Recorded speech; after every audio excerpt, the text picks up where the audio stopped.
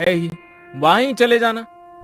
रमा अपने दोनों बच्चों को लेकर गांव से शहर के लिए निकल जाती है। उसके साथ उसकी बहन दिव्या भी होती है। रमा के माता पिता की मृत्यु के बाद अब वो बेचारी कहाँ जाती, इसलिए रमा उसे अपने साथ ही ले लेती है। ठंड का समय चल रहा था, दिसंबर का महीना, जिसमें कड़ाके की ठंड पड़ती है। रात होते ही रवि मिल से अपने घर को निकलता है। अरे यार, आज तो कुछ ज्यादा ही ठंड पड़ रही है। हाँ यार रवि, ये ठंडी ठंडी हवाएं और चारों तरफ पड़ती हुई धुंध बहुत ही ठंड है भाई। चल जल्दी जल्दी घर चलते हैं। रवि अपने घर पहुंचता है। वो एक झोपड़ी में रहता था। रवि अपने बच्चों को देखकर बहुत खुश हो जाता है। वहीं वो अपनी साली दिव्या को भी देखता है। अरे दिव्या, तुम यहाँ? ओह अच्छा, याद आया। कोई बात नहीं, अब तुम हमेशा ही हमारे साथ रहना। पापा, मुझे आपकी बहुत याद आ रही थी। हाँ पापा, आप हमें लेने क्यों नहीं आए? बच्चों, मुझे थोड़ा सा काम था। तुम दोनों ने कुछ खाया? हाँ जी, मैंने दाल चावल बनाए थे। आप भी हाथ मुंह धो लो, मैं आपके लिए भी खाना लगा देती हूँ। खाना पीना खाने के बाद सभी लोग फर्श पर सो जाते हैं। यहाँ रवि के पास बस एक ही कंबल होता है। अब पांचों लोग नींद में उस कंबल को अपनी अपनी तरफ खींचते हैं। एक तरफ रमा और रवि लेटे हुए थे, दूसरी तरफ दोनों बच्ची और दिव्या लेटी हुई थी। रमा को ठंड लग रही होती है तो वो सारा कंबल अपनी ओर खींच लेती है। ठंड तो उस समय सबको लग रही होती है, ठंड जो इतनी कड़ाके की पड़ रही होती है। तभी रवि उठकर देखता है कि उसके बच्चे और उसकी साली दिव्या ठंड से कांप रहे होते हैं और सारा कंबल रमा ने ओढ़ा हुआ होता है। रमा, उठो उठो जल्दी। क्या हुआ जी, आप जाग क्यों रहे हो? वहाँ देखो। रमा अपने बच्चों और बहन की तरफ देखती है और वो घबरा जाती है। उसके बच्चे और बहन ठंड से कांप रहे होते हैं। हाजी, आप देख क्या रहे हो? जल्दी से कंबल बच्चों पर डाल दो ना, ठंड बहुत है। रवि सारा कंबल बच्चों और दिव्या पर डाल देता है और रवि और रमा दोनों ही बिना कंबल के ठंड से ठिठुर के सो जाते हैं। सुबह रवि और रमा दोनों ही जल्दी उठ जाते हैं। रमा, तुम ठीक तो हो ना? तुम्हें सर्दी तो नहीं हो गई? रात को बहुत ज्यादा ठंड थी, मैं इसीलिए तुम सबको यहाँ नहीं बुलाना चाहता था। मेरे पास तुम्हें ठंड से बचाने के लिए कपड़े भी नहीं है। मुझे माफ कर दो। हाजी, आप क्यों माफी मांग रहे हो? आप चिंता मत करो, मैं बिल्कुल ठीक हूँ। आप तैयार हो जाइए, आपको मिल भी तो जाना है। मिल जाते हुए रवि परेशान सा लग रहा होता है। वो सोच रहा था कि मालिक से एडवांस पैसे ले लेगा, जिससे वो एक और कंबल खरीद कर ले आएगा। लेकिन जब वो मिल जाकर देखता है तो मिल में जोरों की आग लगी हुई होती है। वो अपने दोस्त प्रीतम से पूछता है, प्रीतम, ये मिल में आग कैसे लग गई है? ये कैसे हुआ? अरे क्या बताऊं यार, शॉर्ट सर्किट हो गया और मिल में आग लग गई। अभी मालिक आए थे, उन्होंने कहा कहीं और काम ढूंढ लो। मेरे पास इतना पैसा नहीं है कि मैं दोबारा काम शुरू कर पाऊं। रवि प्रीतम से ऐसा सुनकर और निराश हो जाता है और सोच पे पड़ जाता है कि अब तो वो इतनी जल्दी कंबल कहाँ से लाएगा। ना काम है और ना ही पैसे। प्रीतम, अब हम क्या करेंगे? क्या काम करेंगे? देख भाई, मेरे पास कुछ पैसे हैं जिनसे मैं एक छोटी सी चाय की दुकान खोलूंगा। मेरे पास थोड़ी सी सेविंग्स है। तू बता, तू क्या करेगा? पता नहीं यार, मेरे पास तो पैसे भी नहीं है। जितने पैसे यहाँ से मिलते थे वो पैसे तो मैं अपने गांव भेज देता था। अब तो मेरे पास एक फूटी कौड़ी तक नहीं है। चल, मैं घर चलता हूँ, फिर मिलेंगे यहाँ। रवि घर आ जाता है। उसे देखकर रमा समझ जाती है कि कुछ तो बात हुई है। रमा अभी तो कुछ नहीं कहती है। जब बच्ची और बहन खाना खा के सो जाते हैं तब रमा कहती है, क्या हुआ जी, जब से आए हो आप परेशान लग रहे हो। क्या बात है, बताओ ना मुझे। रवि रमा को सारी बात बता देता है। रमा भी रवि को ऐसे उदास देखकर खुद भी उदास हो जाती है और कहती है, हाजी, आप इतना परेशान क्यों हो रहे हो? सब ठीक हो जाएगा, भगवान पर भरोसा रखो। मेरे पास कुछ पैसे बचे हैं, उनसे आप थोड़ी सी रुई और कपड़ा ला देना। मैं उससे एक रजाई बना लूंगी, उसके बाद आप काम ढूंढने चले जाना। सुबह होते ही रवि रमा को रुई और कपड़ा देकर वहाँ से चला जाता है और रमा रुई को कपड़े में भरकर रजाई की तरह सिल रही होती है। तभी, दीदी क्या हुआ, सब ठीक तो है ना? जब से हम यहाँ आए हैं जीजा जी कुछ दुखी से रहते हैं, क्या उसकी वजह मैं हूँ? अरे दिव्या, तू पागल है क्या? ऐसा कुछ भी नहीं है। तू तो जानती है ना, तेरे जीजा जी तो ऐसे नहीं है जैसा तू सोच रही है। वो तो उनकी मिल में आग लग गई है, वो इसीलिए परेशान है। तू ज्यादा अपना दिमाग मत चला। हाँ, जाकर अब अपना काम कर। रमा एक सुंदर सी रजाई बना देती है। उधर रवि पूरे दिन यहाँ वहाँ काम ढूंढता है, पर उसे कोई काम नहीं मिलता है। वो निराश होकर घर आ जाता है। रवि घर आकर देखता है रमा ने एक सुंदर सी रजाई बना ली होती है। अरे वाह रमा, तुमने तो बहुत ही सुंदर रजाई बनाई है। अरे तुम तो बहुत ही अच्छी रजाई बनाती हो। जी, वो गांव में खाली समय में मैंने रजाई बनाना सीख लिया था। आप बताइए, कहीं काम मिला क्या आपको? नहीं रमा, बहुत ढूंढा पर कहीं कोई काम नहीं मिला। कल फिर जाऊंगा, देखते हैं कहीं कुछ न कुछ काम मिल ही जाएगा। रमा बच्चों को नई रजाई में सुला देती है और खुद दोनों मियाँ बीवी पुराने कंबल में सो जाते हैं। अगले दिन रवि का दोस्त प्रीतम रवि का हाल पूछने उसके घर आया हुआ होता है। तभी अरे वाह रवि, ये रजाई तो बहुत अच्छी है, कहाँ से लाए हो? अरे प्रीतम, मैं ये कहीं से लाया नहीं हूँ। ये रजाई तो तेरी भाभी ने बनाई है। क्या कह रहे हो? ये रजाई भाभी ने बनाई है? भाई ये तो बिल्कुल वैसी ही रजाई है जो दुकानों में मिलती है। अरे वाह भाभी जी, आप तो बहुत ही बड़ी कलाकार हैं। अरे तू वो सब छोड़, ये बता तेरी चाय की दुकान का क्या हुआ? हाँ भाई, मैं इसीलिए तो आया हूँ। मैंने हाईवे पर एक चाय का स्टॉल खोला है। तू बता, तेरा क्या हुआ? कहीं पर काम मिला कि नहीं? नहीं भाई, अभी तो मुझे कहीं भी कोई काम नहीं मिला। मिल जाएगा, वैसे भी मैं ढूंढ तो रहा ही हूँ। अच्छा, आप भाभी एक रजाई मेरे लिए भी बना देना, मुझे ये रजाई बहुत पसंद आई है। जी भाई साहब, मैं आपके लिए भी एक ऐसी ही रजाई बना दूंगी, आप ले जाना। अच्छा रवि, तुम एक काम क्यों नहीं करते हो? क्यों ना तुम रजाई बेचना शुरू कर दो। भाभी जी बहुत अच्छी रजाई बनाती है, लोग खूब खरीदेंगे ऐसी रजाई। तुम बोल तो ठीक ही रही हो, अभी तो मेरे पास कोई और काम नहीं है और ठंड भी बहुत पड़ रही है। चलो ऐसा ही करके देखता हूँ कुछ दिन। पर प्रीतम, मैं ये रजाई बेचूंगा कहाँ? हाईवे पर मेरे चाय के स्टॉल के पास तुम भी रजाई बेच सकते हो। पर प्रीतम, एक और दिक्कत है, मेरे पास पैसे भी नहीं है सामान लाने के लिए। अरे तुम चिंता मत करो, ये लो पैसे, इनसे तुम सामान ले आना है। ठीक है, फिर मैं आज ही रजाई बनाने का सामान ले आता हूँ। क्यों रमा, ठीक है ना? आप जैसा भी कहो, मैं तो आपके साथ कोई भी काम करने को तैयार रहती हूँ। रवि और प्रीतम दोनों चले जाते हैं। रवि बहुत सारी रुई और कपड़ा घर ले आता है। उसके बाद रमा रजाई बनाने का काम शुरू कर देती है। रवि के साथ साथ रमा की बहन दिव्या भी उसकी मदद कर रही होती है और बच्चे भी रजाई में रुई भरने में लगे हुए होते हैं। 2 से 3 दिन में सबने मिलकर 10 रजाइयाँ बना ली होती हैं और रवि सारी रजाइयाँ लेकर हाईवे पर प्रीतम के बगल में ही बेचने लगता है और देखते ही देखते उसकी रजाइयाँ बिकने लगती हैं। वो रजाइयाँ बहुत सुंदर लग रही होती हैं, जिसकी वजह से लोग खरीदने आ रहे होते हैं। देखा तुमने रवि, बिक गई ना सारी रजाइयाँ। अब तो बस रजाइयाँ बनाते रहो। रवि घर जाकर रमा को सारी बात बता देता है। रमा बहुत खुश हो जाती है और रवि और रजाइयाँ बनाने की तैयारियां करने लगता है और रवि का रजाइयों का कारोबार खूब अच्छा चलने लगता है। इस तरह रवि अपना खुद का काम करने लगता है और अपने परिवार की सारी जरूरतों को पूरा करता है।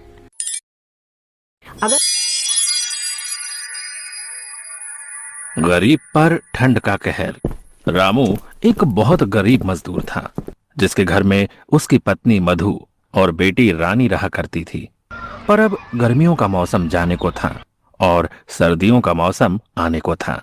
लेकिन रामू टूटी फूटी झोपड़ी में रहता था, जिसकी खिड़की से हवा आती थी और छत से भी।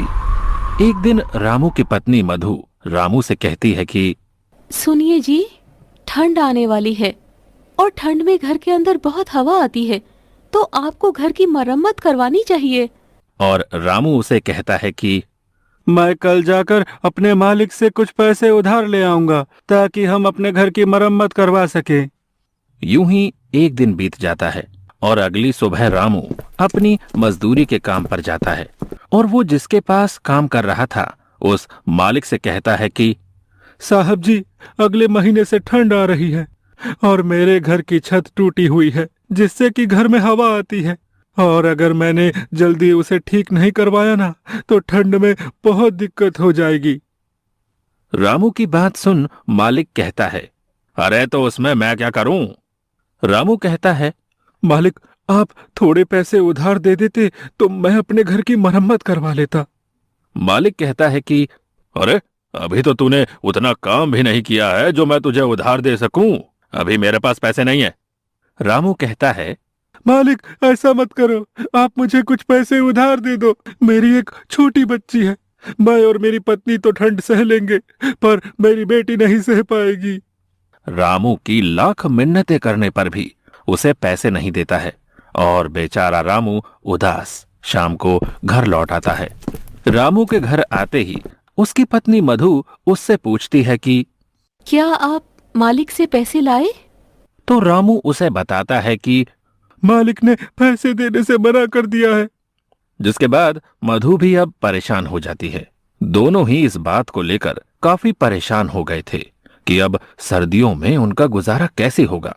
अब रामू मधु से कहता है कि अभी ठंड आने में पूरा 1 महीना बाकी है, तो मैं अगले महीने की 1 तारीख को अपने मालिक से पैसे के लिए बोलूंगा और तब शायद मालिक मना न करे। और ये सुन मधु कहती है कि हाँ, ये सही रहेगा।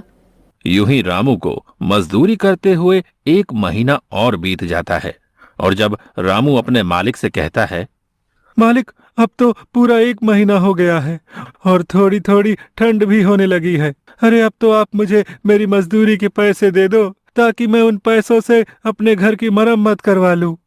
रामू के इस बार पैसा मांगने पर भी मालिक फिर से कोई नया बहाना कर देता है और कहता है कि अभी मेरे पास सिर्फ ये 500 रुपए हैं, इससे ज्यादा नहीं है। 500 रुपए देखकर रामू कहता है कि मालिक मैंने तो इस महीने एक भी छुट्टी नहीं की, उस हिसाब से तो मेरे ज्यादा पैसे बनते हैं। लेकिन मालिक उसे अपनी बातों में फंसा देता है और रामू के ज्यादा बहस करने पर उसे काम से धक्के मारकर निकाल देता है। रामू कम पैसे मिलने और काम से निकाले जाने के बाद बहुत परेशान हो जाता है। उसे समझ नहीं आता कि आगे वो क्या करे। यूं ही सोचते सोचते वो अपने घर पहुंच जाता है, जिसे यूं निराश देख मधु कहती है, क्या हुआ, आप पैसे नहीं लाए क्या? रामू मधु को बताता है कि अरे इस बार भी मालिक ने पूरे पैसे नहीं दिए और तो और मुझे काम से भी निकाल दिया है। ये बात सुनकर मधु चिंता में पड़ जाती है और कहती है कि अब घर कैसे चलेगा और ठंड में हमारा क्या होगा? रामू कहता है, तुम चिंता मत करो, मैं कहीं काम ढूंढता हूँ। इतना कहकर वो उन पैसों से घर में राशन भरवाता है और अब उसके पास पैसे खत्म हो गए थे। कुछ दिनों तक रामू यहाँ वहाँ काम की तलाश में भटकता है, पर उसे कहीं काम नहीं मिलता। वहीं दूसरी ओर अब ठंड भी धीरे धीरे बढ़ने लगी थी और रात के समय रामू के घर में ठंडी हवा खिड़की और छत से आनी शुरू हो गई थी। ठंडी हवा की वजह से अब रामू, उसकी पत्नी और उसकी बेटी पूरी रात ठंड में कांपते रहे। उनके पास एक ही कंबल था, अब उसमें भी ठंड नहीं रुकती थी। एक रात बहुत ठंड पड़ रही थी और तेज ठंडी हवाएं चल रही थी, जिसकी वजह से रामू की बेटी रानी को तेज बुखार हो जाता है और मधु रामू से कहती है, देखिए जी, रानी को बहुत तेज बुखार हो रहा है, वो पूरी तरह तप रही है। रामू कहता है कि अरे मेरे पास तो 1 पैसा तक नहीं है, हम रानी को डॉक्टर के पास कैसे लेकर जाएंगे? मधु कहती है, कुछ तो करना होगा, वरना रानी की तबीयत रात में और बिगड़ जाएगी। देखिए ना, कुछ तो कीजिए। वो रोने लगती है। दूसरी ओर रानी ठंड से कांप रही थी। रामू को कुछ समझ नहीं आ रहा था कि अब वो क्या करे। अब रामू रानी को अपनी गोद में उठाता है और हॉस्पिटल की ओर निकल जाता है। मधु भी उसके पीछे पीछे चल पड़ती है। बहुत दूर तक पैदल चलते चलते दोनों थक जाते हैं और रामू रानी को लेकर एक पेड़ के पास बैठ जाता है और रोने लगता है।